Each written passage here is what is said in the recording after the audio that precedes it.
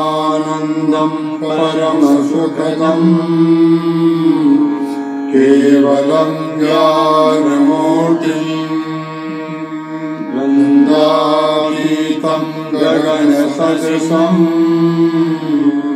तत्त्वमस्यादिलक्ष्यम् एकं नित्यं विमलमचलम् सर्वधीशाक्षिभूतम् भावातीतं त्रिगुणरहितं सद्गुरुं तं नमामि। गुरुर्ब्रह्मा गुरुर्विष्णु गुरुर्देवो महेश्वरः गुरुः साक्षात् परब्रह्मा तस्मै श्री गुरुवे नमः। अखण्डमण्डलाकारं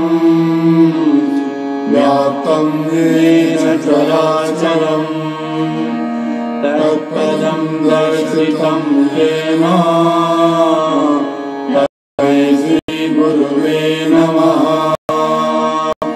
त्वमेव त्वमेव त्वमेव बन्धुश्च सखा त्वमेव त्वमेव विद्या द्रविणं त्वमेव त्वमेव सर्वं मम देवदेव। श्रीगुरुवे नमः। सरलाय नमः सहजाय नमः श्रीरामभक्ताय नमः श्रीहनुमत्कृपापात्राय नमः श्रीरामकथाप्राणेभ्यो नमः शरणागतवत्सलाय नमः उदाराय नमः श्रीरामानन्दाय नमः पतितपावनाय नमः संकटमोचनाय नमः भक्तकष्टविनाशकाय नमः निरन्तरगतिमानाय नमः रचनाकाराय नमः कल्याणाय नमः स्मितवदनाय नमः शान्ताय नमः श्रीरामकथामृतस्वरूपाय नमः श्रीरामकिङ्कराय नमः श्रीरामकथामरमग्राय नमः प्रबोधाय नमः चैतन्याय नमः तुलसी स्वरूपाय नमः श्रीरामायणाय नमः श्रीरामकथास्वरूपाय नमः सदानन्दाय नमः यज्ञस्वरूपाय नमः कृपारूपाय नमः शीलनिधानाय नमः करुणानिधानाय नमः भक्तवत्सलाय नमः तत्त्वज्ञाय नमः शरणागतहृदयविहारिणे नमः भक्तरक्षकाय नमः शीतलाय नमः सौम्याय नमः करणाय नमः अकर्णाय नमः अविघटनाय नमः समन्वयाय नमः स्वदोषदर्शनाय नमः परदोषनिर्मूलनाय नमः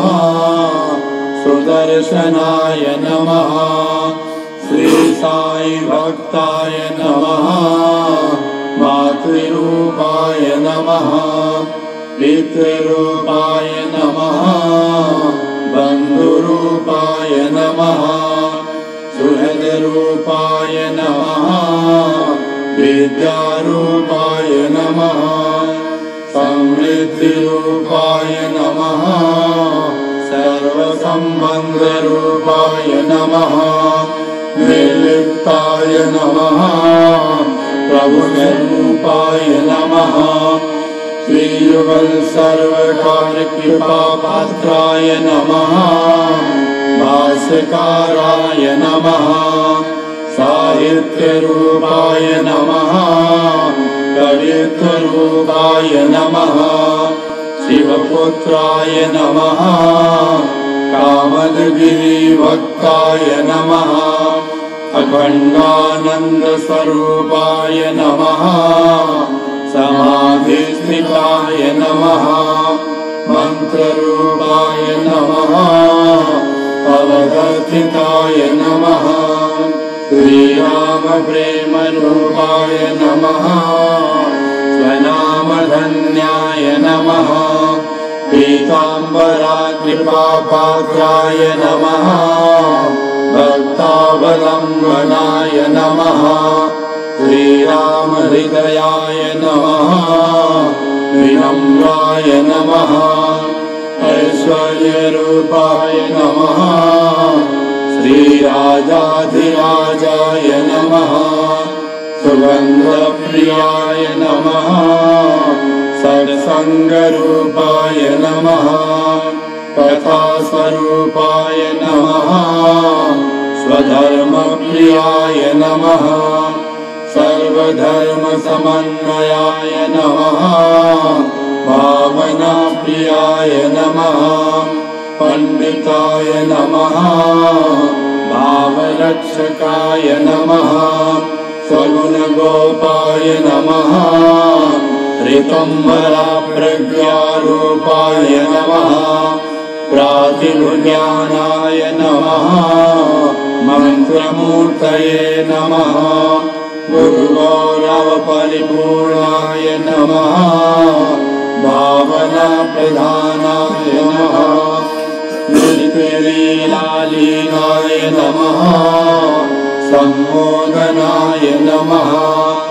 रामायणं सुगीतनिवासिने नमः अनादिरूपाय नमः भजनप्रियाय नमः सिद्धाय नमः पूर्णाय नमः आद्योपान्ताय नमः व्यासाय नमः व्यासकुलशोभनाय नमः व्यासपीठाधीश्वराय नमः प्रभुनिमित्ताय नमः वाणीतपोरूपाय नमः गाम्भीर्याय नमः नित्याय नमः अनन्ताय नमः दिव्याय नमः अमृतरूपाय नमः बोधरूपाय नमः शुभचिन्तकाय नमः सर्वदेवस्वरूपाय नमः परमभागवताय नमः श्रीगुरुचरणकमलेभ्यो नमः रामभक्ताय विद्महे शिवपुत्राय धीमहि तन्नो गुरु प्रचोदयात् शीलरूपाय विद्महे कथारूपाय धीमहि तन्नो बोध प्रचोदयात् सदानन्दाय विद्महे सत्त्वरूपाय धीमहि तन्नो दिव्य प्रचोदयात् बोले सगुणे भगवान की